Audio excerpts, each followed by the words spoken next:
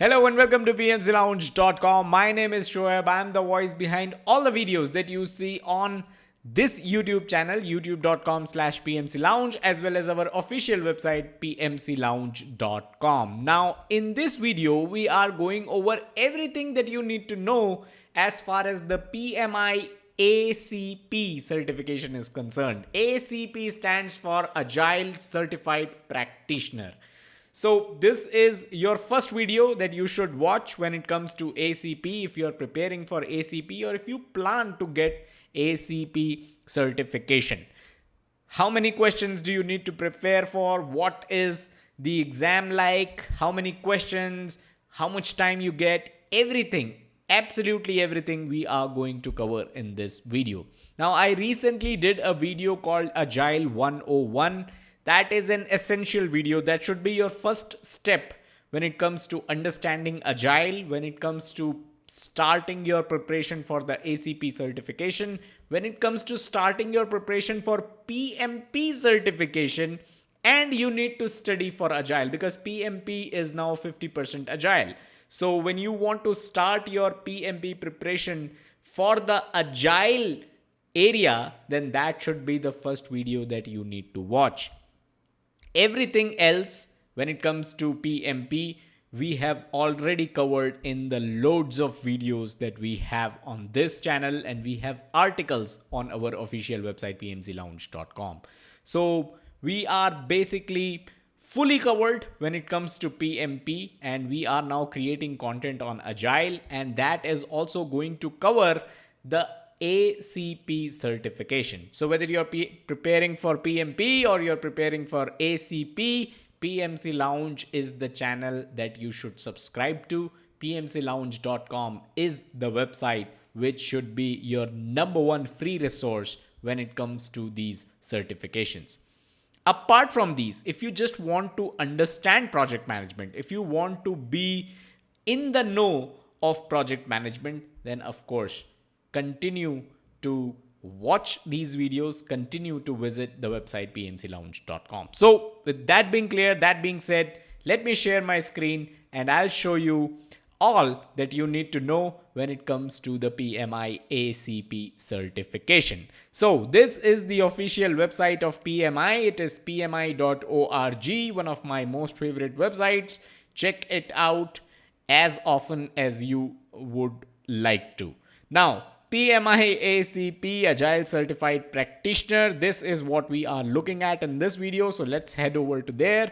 What does it say? So this certification demonstrates your Agile team experience, and it basically demonstrates that your Agile team experience runs deep. If you are experienced using Agile approaches, have good collaboration skills, eagerly embrace complexity, and thrive on rapid response times, then your talents are in demand. It basically is explaining the Agile environment here. Now, an important thing here, 75% versus 56%. What is this number? Organizations that are highly agile and responsive to market dynamics complete more of their projects successfully than their slower moving counterparts. And this is from the 2015 Pulse of the Profession report. We've actually already covered this report. We cover Pulse of the Profession as often as it comes out, and I'll share a link in the description below. By the way, I'll also share a link to the Agile 101 video that I talked about earlier, because both of them are important videos here, Agile 101 as well as Pulse of the Profession. Let's get back to the website. So PMI-ACP spans many approaches to Agile, such as Scrum, Kanban, Lean, Extreme Programming, and TDD, which is Test-Driven Development. Now, this is your answer to the question why you should opt for PMI-ACP and not a certification like, let's say, CSM, which is Certified Scrum Master, or a certification like, let's say, SAFe, which is Scaled Agile. Because CSM, Certified Scrum Master, is going to talk only about Scrum, while ACP, as mentioned here, is going to cover Scrum as well as these other approaches of Agile like Kanban, Lean, Extreme Programming, and TDD. So this is something that I've already talked about in the Agile 101 video as well. Agile is a set of methodologies. Scrum is just one such methodology. Scaled Agile is just another such methodology of implementing Agile in your organization. ACP is a certification that prepares you for all these different approaches of Agile. So it kind of gives you an umbrella view when it comes to Agile. Who should apply for ACP? If you work on Agile teams or if your organization is adopting Agile practices, then ACP is the certification that you should go for. There are prerequisites for ACP. Just like PMP, we have prerequisites for ACP as well. You need to have a secondary degree. You need to have 21 contact hours of training in Agile practices. So just like in PMP, you need 35 hours, 35 contact hours of training. That means even for ACP, you need to attend professional training class for 21 contact hours, for 21 hours basically. 12 months of general project experience. Now, if you're already PMP or PGMP certification holder, then you already qualify for this 12 months of experience, project experience in the last 5 years. But being a PMP or a PGMP is not a prerequisite when it comes to the Agile certification.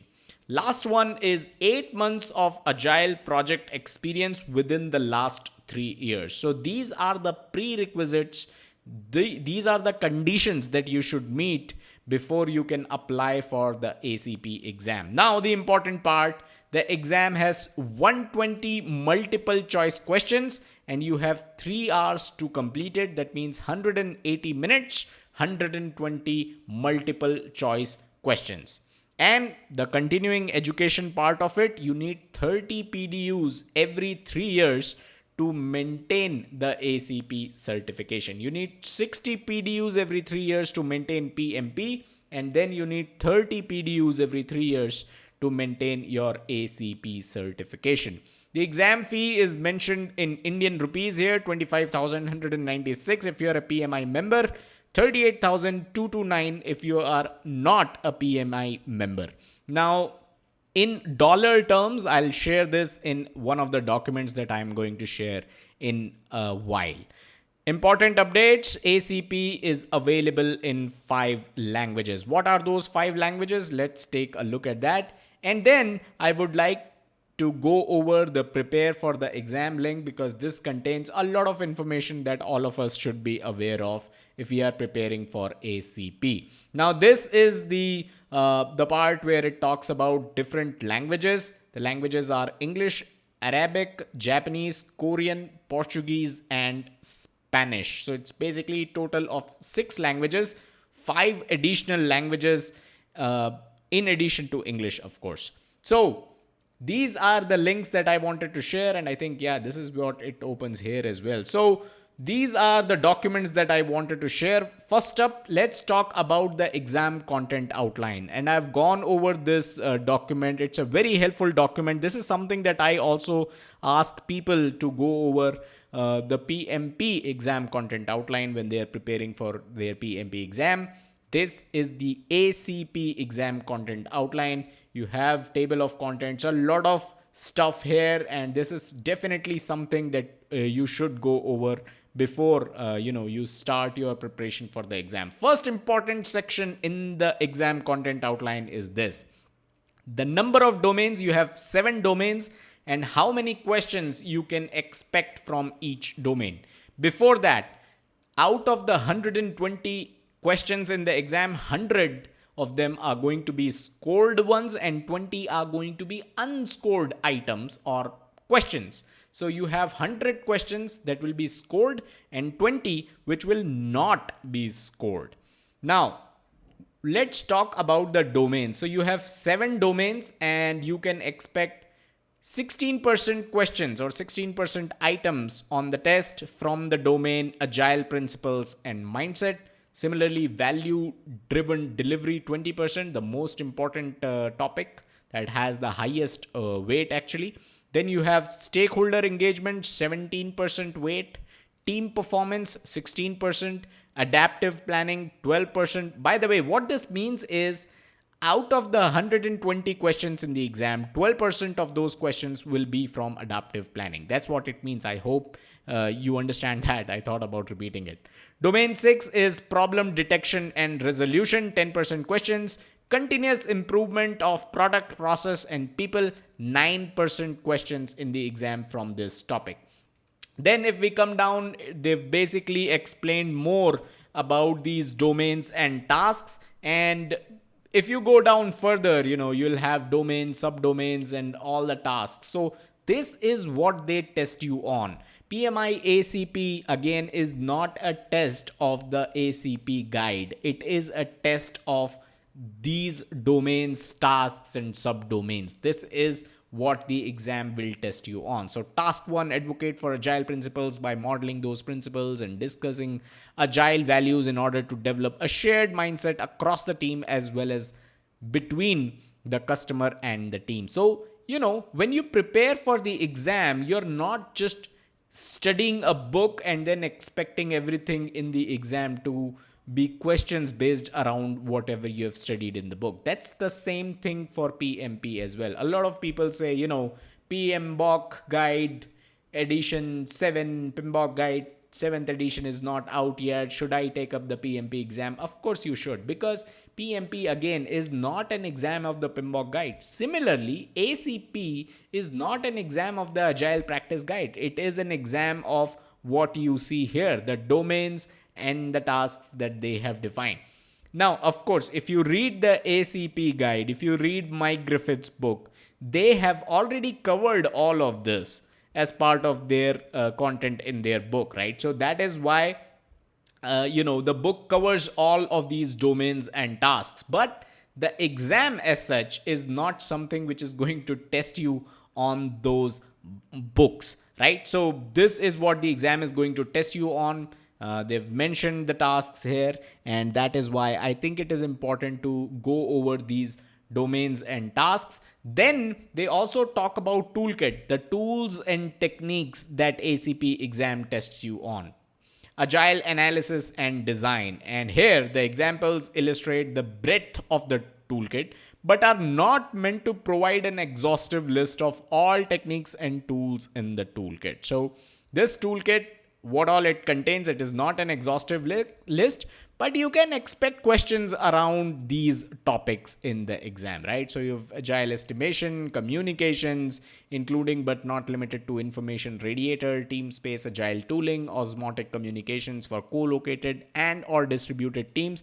And like I said, when you read the Agile Practice Guide, when you read Mike Griffith's book or any other book that you're using to prepare for your ACP exam, you will see that all these topics are already covered. Interpersonal skills, matrix, planning, monitoring and adapting, process improvement, product quality, risk management, value-based prioritization, and then there are some knowledge and skills that ACP tests you on.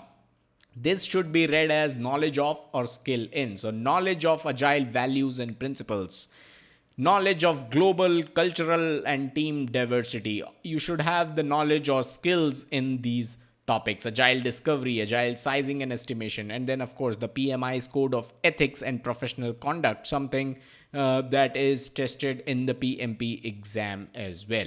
So that's all that the ACP exam is going to test you on.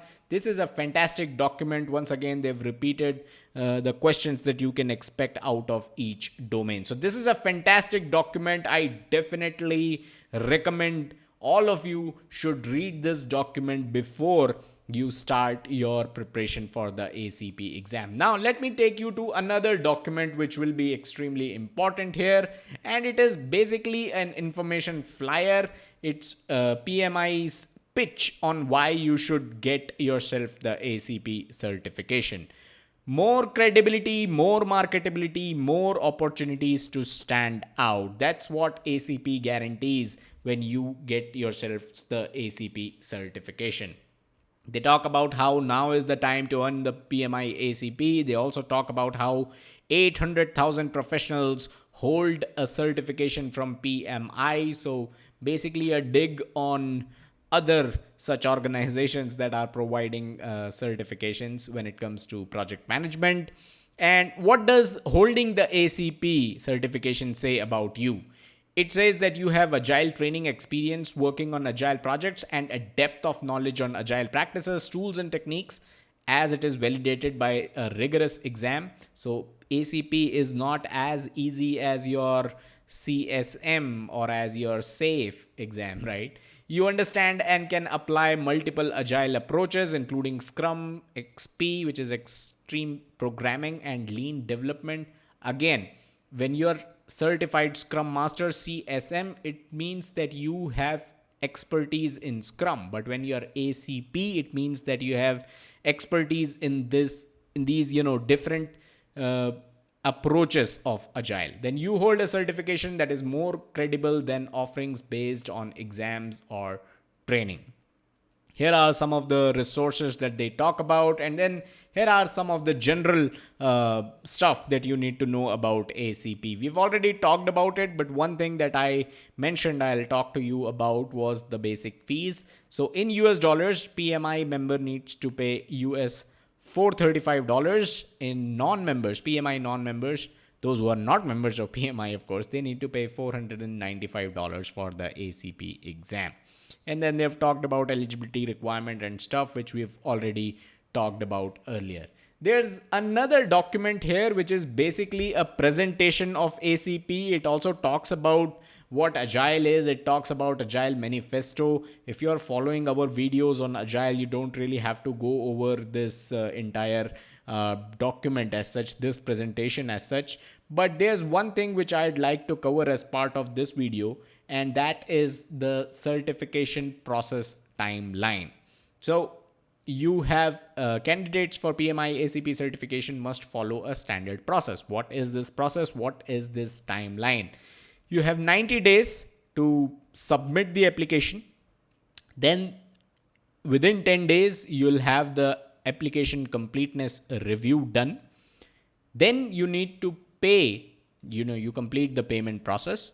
After that, if your application is selected for an audit, it will take 5 to 7 days to complete the audit. If you're not selected for audit, because it's a random audit, if you're not selected for it, then you go over to the exam directly. The eligibility time period for the exam is 1 year from the day you've made the payment, which means within 1 year, you can take up the exam anytime you want. After this, once you're certified, there is a certification cycle. Every 3 years, you need to maintain the certificate. And how do you do that? You do that by earning 30 PDUs, which we already talked about. And then you renew your certification every 3 years. If you do not renew your certification, it will be suspended at least for a year. And after that, after 1 year completion of suspension of your certification will then expire. So those were the items that I wanted to discuss as far as PMI ACP exam is concerned, ACP certification is concerned.